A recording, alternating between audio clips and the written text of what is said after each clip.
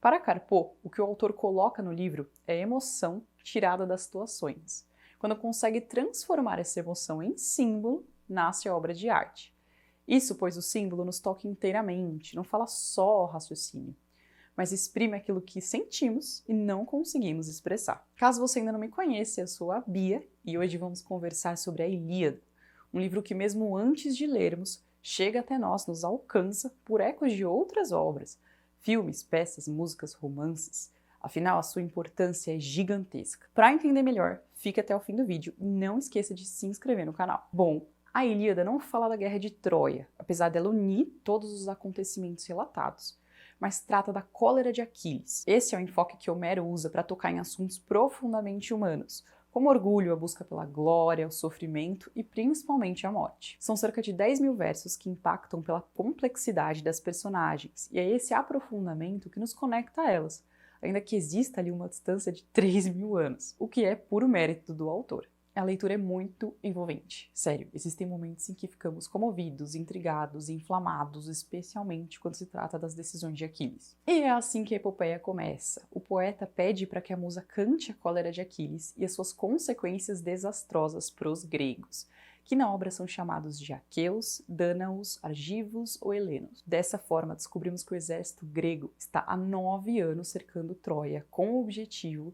de saquear a cidade e pegar de volta Helena, e que uma praga vem assolando as suas hostes. Quando Aquiles convoca uma assembleia e pede para que tragam um intérprete de sonhos com o objetivo ali de entender a razão de tantas mortes, Calas, o adivinho, revela a ação de Apolo, responsável pelas doenças. Apolo enviou a praga por causa de um insulto feito por Agamenon, rei de Micenas e líder da invasão. Durante um saque a uma cidade próxima, os gregos tinham levado como serva Criseida, filha de Crises, um sacerdote de Apolo. Assim que Crises pediu a devolução da filha, oferecendo presentes e até mesmo um cetro, foi humilhado por Agamenon, que se recusou a devolver a moça. Apolo então punia os aqueus. Sabendo disso, Aquiles pede para que o rei devolva Criseida, libertando assim o exército desse fardo. Mas Agamenon fica indignado com o que escuta e responde que substituirá a moça por Briseida, a serva conquistada pelo próprio Aquiles em batalha. Acontece então uma quebra de confiança.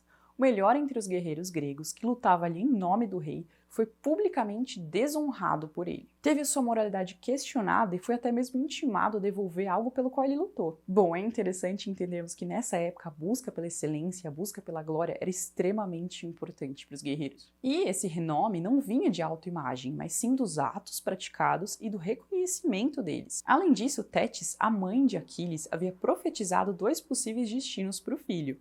Ou ele teria renome e glória e uma vida breve, uma vida curta, ou ele teria uma vida longa sem a conquista da glória. Em outras palavras, aqui Aquiles sabe que tem menos tempo do que os outros, e ainda assim é insultado pelo rei que defende. Ele se sente humilhado e quando pensa em responder de forma física, Atena aparece a ele e o dissuade dessa ideia, falando para ele aceitar, e que depois uma oferta 3 vezes melhor será feita a ele para voltar à batalha. Aquiles então afirma que sairá da guerra. Ele e todos os Mirmidões, grupo que lidera. Agamenon, para piorar a situação, age como se nada disso tivesse importância. Tétis consola o filho e, a seu pedido, vai até Zeus suplicar que os gregos comecem a perder para que possam valorizar e reconhecer Aquiles como guerreiro. Zeus concorda e manda um sonho enganoso a Agamenon. E ele pensa que chegou a hora em que os gregos tomariam Troia. Então ele acorda, faz ali um teste e prepara as hostes para a batalha. Essa parte é muito interessante. Logo no início da investida, Paris, ou Alexandre, como também é chamado, aparece belo, com sua armadura reluzente. Mas quando encontra Menelau, recua. É bom lembrarmos que Paris foi o homem que levou Helena, a mulher mais bela do mundo e esposa de Menelau, com ele para Troia, causando assim a guerra. Ele, que é visto por muitos aqui como um devasso inconsequente, havia sido, na verdade, predestinado a causar a ruína de Troia. Sim, Cassandra, sua irmã mais velha, previu que Paris causaria uma guerra que incendiaria e destruiria Troia. Já Écuba, sua mãe, teve uma visão similar e por isso o menino foi entregue a pastores para ser criado longe da família. Mas apesar de ter sido criado com certa distância, os caminhos voltaram a se encontrar. Quando os pais de Aquiles se casaram, Eris, a chamada deusa da discórdia, não recebeu o convite. Como vingança, ela deu de presente um pomo com a frase "para a mais bela". Porém, não tinha destinatário. Ou seja, as deusas começaram a brigar para saber de quem seria aquele pombo. Qual delas era mais bela? Zeus então convocou Paris para o desempate, já que ele era reconhecido ali pela sua honestidade. Hera, Atena e Afrodite, cada uma delas oferece uma recompensa diferente, né, caso seja escolhida como a mais bela, e Paris acaba escolhendo a Afrodite, que oferece a mão da mais linda mulher, Helena, mesmo que ela já fosse casada. Assim, ele escolheu Afrodite. Bom lembrar que ele também era casado. Enfim, anos depois, quando Paris ganha destaque nos Jogos de Troia, ele acaba se reaproximando da família biológica, isso porque Príamo, seu pai, o convida a voltar ao palácio. E como bem sabemos, algum tempo depois de uma viagem sua a Esparta, trouxe Helena. Alguns relatos falam em sequestro, outros dizem que ela foi seduzida a ir com ele. Bom, isso não importa, o que importa é que ela já estava há um tempo lá com ele e isso acabou também causando a guerra. Como é Paris o grande culpado, fica ali decidido que haverá um combate entre ele e Menelau. Quem vencer poderá ficar com Helena e também com as riquezas da cidade. Príamo, o rei de Troia, faz até um juramento, e é óbvio que Paris perde. Mas quando ele está ali prestes a ser morto, é salvo por Afrodite, levado diretamente a Helena. Hera, uma das deusas que está do lado dos gregos, consegue influenciar Pândaro, um guerreiro troiano, a atirar uma flecha contra Menelau, quebrando assim todo o acordo. Menelau não morre, mas a flecha é motivo suficiente para que a batalha comece. Na sequência dos acontecimentos, ora os gregos vencem, ora os troianos. E conhecemos não só os feitos, o que já seria bastante coisa, mas também a história de cada um desses personagens dos dois lados. Suas famílias em importância, Diomedes, Ulisses, que é Odisseu, Ajax, Enéas, entre outros. Em alguns momentos sentimos medo, aflição e até comoção. Como quando Heitor, herdeiro de Príamo, e portanto príncipe ali de Troia, vai até as mulheres pedir que elas rezem. E no caminho encontra Andrômaca, sua esposa, e seu filhinho de colo. Essa cena é muito comovente, eu acho que todo mundo que fala sobre esse livro não tem como não falar dessa cena. E para um dos tradutores que faz o prefácio, eu vou deixar aqui o nome especificamente de qual é. Mas um deles até aponta que, na verdade, essa cena traz uma oposição entre a paz e a guerra. Momento emotivo em que ele brinca com o filho, que primeiro se assusta com o elmo e depois entende que é seu pai, em que ele conversa com a esposa sobre a esperança de que o menino cresça e seja melhor do que ele. Tudo isso contrasta com os horrores da guerra, a perspectiva do fim da cidade e de que os sobreviventes todos, os familiares, se transformem em escravos. É impossível não se comover com essa cena. Aliás, para mim o Heitor é o melhor personagem de toda a história. Não só para mim, alguns estudiosos colocam ele como o ideal de guerreiro, de marido e de pai. Como eu falei, há muitos momentos em que parece que os troianos estão muito perto de expulsar de vez os gregos. Em uma situação como essa, Agamenon chega a pensar em desistir e voltar à Grécia. Mas logo é dissuadido disso por outros guerreiros que sugerem que ele peça desculpa a Aquiles, que ele peça o retorno do guerreiro e ofereça ali muitos tesouros como recompensa. E é oferecida muita coisa ao guerreiro. O retorno de Briseida, a mão de qualquer uma das filhas do próprio rei, a que ele escolher, muitos tesouros, artefatos ali, enfim, muita coisa mesmo. Odisseu, Ajax e Fênix conversam com Aquiles para tentar convencê-lo a aceitar essa proposta, mas nada funciona. Quando o pedido de desculpas chega, ele já não vale mais de nada. Isso porque Aquiles mudou de ideia. De acordo com ele, nenhuma dessas riquezas que pode ser conquistada se equipara ao valor da vida. Afinal, Agamenon não pode pagar pelo que lhe mói o coração, a honra que lhe foi tirada. Ele então continua resignado. Acompanhamos algumas reviravoltas na batalha, até o momento que Odisseu, Diomedes e um outro guerreiro que é um médico são feridos e precisam recuar, precisam voltar para tratar desses ferimentos. Nestor, o ancião, vê tudo isso da sua tenda e suplica a Aquiles que ele volte, ou que ao menos empreste o seu equipamento, o seu armamento a Patroclo, seu melhor amigo, para que ele lute em seu lugar. Assim, ao menos os outros guerreiros, os troianos, pensariam que era Aquiles retornando. Novamente, ele se nega. Só quando os troianos estão perto das naus gregas, perto de pôr fogo nelas, que ele concorda com o plano de Nestor e permite que Patroclo vá com as suas armas. Como verdadeiramente ama o amigo, pede uma única condição, que ele ajude ele a repelir os troianos, mas que não os persiga para além daquela área. Patroclo promete e se arma. E quando ele sai ali com aquela armadura, o simples fato dos troianos acharem que é Aquiles, que Aquiles está voltando, faz com que alguns saiam correndo de medo. E Patroclo luta bravamente. Entre os corpos que deixa no chão está Sarpedon, filho de Zeus. Ao redor de seu corpo acontece uma batalha feroz. E o seu único erro é fazer exatamente o oposto daquilo que prometeu.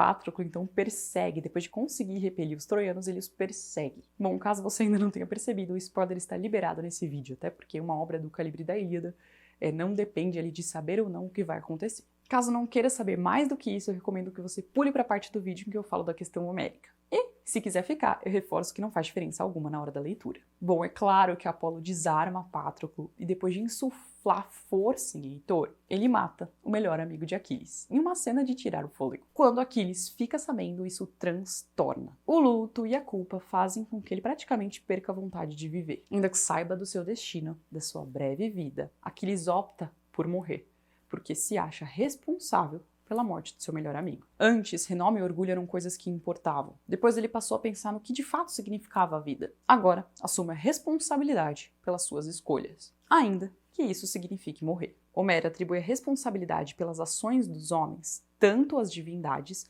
quanto aos próprios homens, todos plenamente responsáveis. Podemos ver os sentimentos e os pensamentos das personagens por meio das suas falas, o que corrobora muito com essa ideia. Bom, com a ajuda de Tétis e Hefesto, Aquiles ganha uma nova armadura, um novo escudo, um novo equipamento. Na batalha mata muitos, chegando inclusive a lutar com o próprio Apolo. Ao fim, quando os troianos batem em retirada, voltando ali para dentro da sua muralha, Heitor decide ficar. Na batalha mais esperada da obra, ele e Aquiles dão 3 voltas ao redor da muralha. Quando percebe, Heitor está sozinho e a morte próxima. E Aquiles não só o mata, como profana o seu corpo, levando-o até as naus gregas para desespero da sua família. Mas quando Aquiles alcança o seu feito máximo, matar Heitor, o heroísmo tradicional já não vale de mais nada. Ainda assim, há uma espécie de reinvenção da bravura. Como diz, pois ele mata Heitor sabendo que logo a seguir morrerá. E na Ilíada, morrer é mais importante do que viver. Essa característica essencial da vida humana, morte, é um tema explorado de maneira no mínimo interessante. Ora com emotividade, ora com rudeza. Afinal, perder pessoas queridas e enfrentar a possibilidade do fim de tudo aquilo que você conhece são perspectivas muito profundas que chamam a nossa atenção. O luto de Aquiles, mesmo com todas as honrarias fúnebres feitas depois a Patroclo,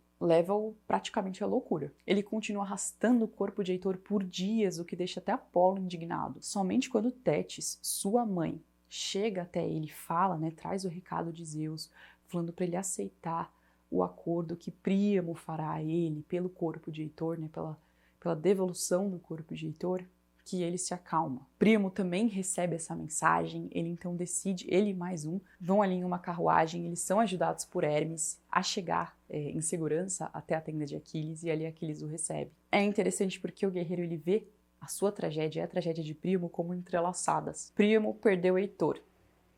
Heitor matou Patroclo. E, por causa disso, Aquiles matou Heitor. E, daqui a pouco, o pai de Aquiles, Peleu, também sentirá a falta do filho, assim como Príamo sente a falta de Heitor. Existe ali um momento muito comovente, em que os dois se entreolham até com certa admiração, porque é como se Príamo visse um pouco de Heitor em Aquiles, e Aquiles visse um pouco de Peleu, seu pai, em Príamo. Esse momento de luto tão intenso de ambas as partes, não só Aquiles fica louco, como Príamo se joga e rola no chão pela perda ali do filho, sobrepuja qualquer orgulho, e até mesmo a vingança. Bem, a Ilíada provavelmente foi composta entre os séculos 8 e 7 a.C. As primeiras fontes citando Homero aparecem no século 6 a.C., tratando-o como um poeta excepcional. E é também nesse período que uma família aristocrática de Atenas providencia a primeira edição oficial do poema. Nessa mesma fase, Pisístrato também decreta que os épicos homéricos devem ser recitados em sua íntegra nas grandes Panateneias. E bom, a famosa questão homérica de que obras seriam ou não de Homero, essa atribuição de autoria, ela é uma discussão muito antiga. Nos séculos 5 e 6 a.C., alguns trataram Homero como autor de sagas inteiras. Ésquilo alegou que as suas tragédias eram fatias do banquete de Homero. E Heródoto inicialmente atribuiu a autoria da saga tebana também a Homero. E depois ele analisou melhor e viu que na verdade não, só a Ilíada e a Odisseia deveriam ser dele, que já era a opinião da maioria lá pelo século 4 a.C. O próprio Aristóteles diferencia a Ilíada e a Odisseia das outras pela sua coesão e prepara uma edição especial para Alexandre, seu aluno. Nos séculos 3 e 2 a.C., eruditos da cidade de Alexandria já produziam edições críticas em papiro e alguns passaram a aplicar conceitos rígidos para entender melhor essa questão da autoria. Então eles colocavam símbolos especiais em passagens que consideravam duvidosas, eles analisavam a questão das personas, também a forma de construir os discursos, entre outros. Lá pelo século V depois de Cristo, com a queda do Império Romano do Ocidente, o conhecimento de literatura grega nessa parte do mundo ruiu. Já em Constantinopla, no Império Romano do Oriente, os gregos continuaram a copiar as principais obras, entre elas a Ilíada. No século XII, quando o Império Turco-Otomano começou a ameaçar a cidade, os gregófilos saíram e fugiram dali com os seus manuscritos. E foi assim que a Europa Ocidental reencontrou Homero. Em 1353, Petrarca, lá em Florença, recebeu o manuscrito de Nicolaus, um correspondente bizantino. Como não sabia ler grego, ele disse: Homero é mudo para mim, ou melhor, eu sou surdo para ele.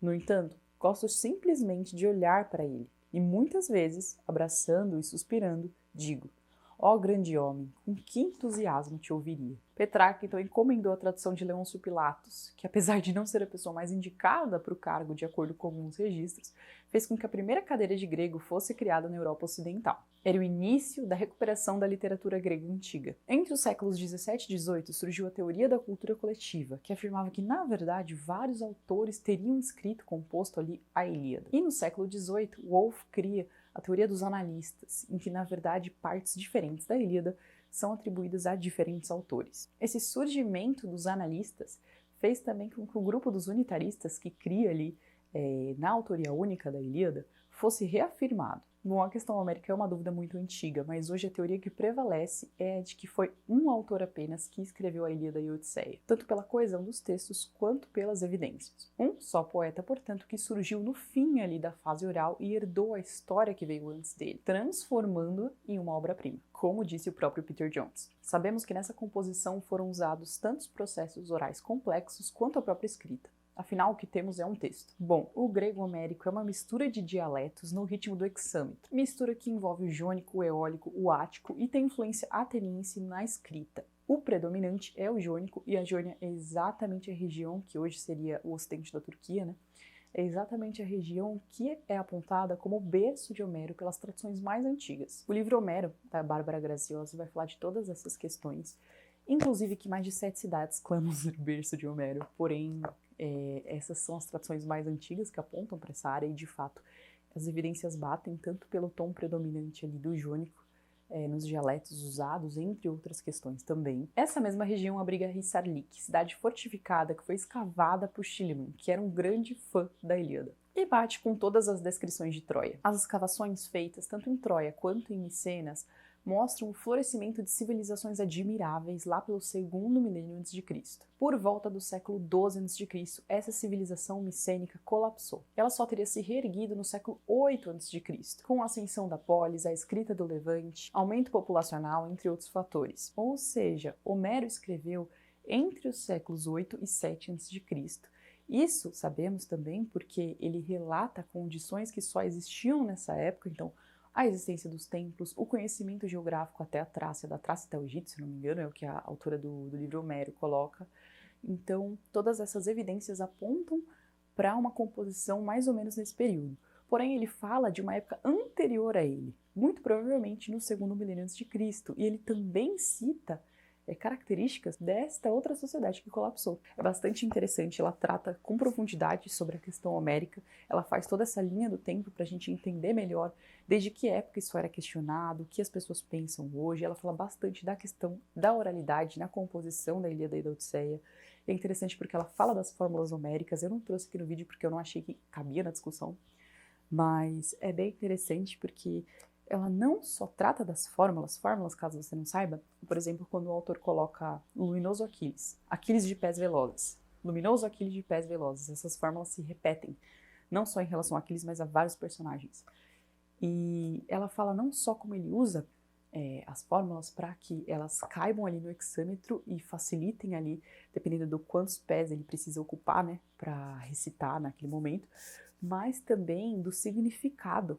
Então, de como, na verdade, o Aquiles de pés velozes passa a maior parte da Ilíada parado, e a distância entre esse ideal e quem ele estava sendo naquele momento. É bem interessante mesmo, todas essas reflexões. Ela fala também de evidências arqueológicas, Se você quiser entender com mais profundidade, eu realmente recomendo que você leia. Bom, esse é só um resumão do que eu aprendi nesse tempo lendo a Ilíada e lendo também alguns livros de apoio. Fica bem claro que eu não sou especialista em absolutamente nada, sou só uma pessoa que gosta muito de ler e tô compartilhando o que eu aprendi com vocês. Bom, é isso, espero que vocês tenham gostado do vídeo, deixem o like, deixem um comentário aqui dizendo o que vocês acharam, também se tem indicação de algum outro livro que vocês queiram ver aqui no canal. E até a próxima!